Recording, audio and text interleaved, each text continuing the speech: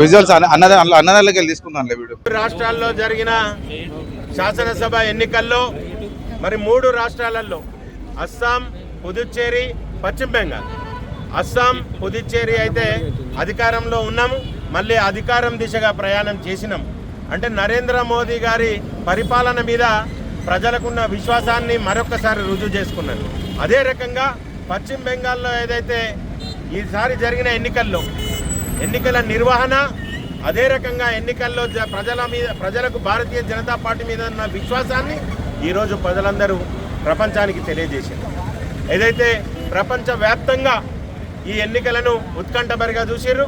హిందువులను ఏ రకంగానైతే ఈ అక్రమంగా ప్రవేశించిన బంగ్లాదేశీయులు ఇబ్బంది పెడుతున్న తరుణంలో, మరి మమతా బెనర్జీ ప్రభుత్వం వారికి సహకరిస్తున్న తరుణంలో ఈరోజు భారతీయ జనతా పార్టీని ప్రజలందరూ విశ్వసించి మరి 200కు పైగా స్థానాలను గెలిపించి ఈరోజు పశ్చిమ బెంగాల్లో ఏదైతే విజయం సాధించిందో భారతీయ జనతా పార్టీ, అది భారతీయ జనతా పార్టీకే కాకుండా యావత్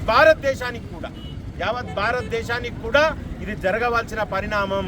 ఏదైతే భారతదేశం యొక్క భద్రత, సురక్షిత, దానిలో భాగంగా ఈరోజు పశ్చిమ బెంగాల్లో కావలసిన తీర్పును ప్రజలందరూ మమేకమై ఈరోజు ఈ విజయాన్ని భారతీయ జనతా పార్టీకి ఇచ్చారు.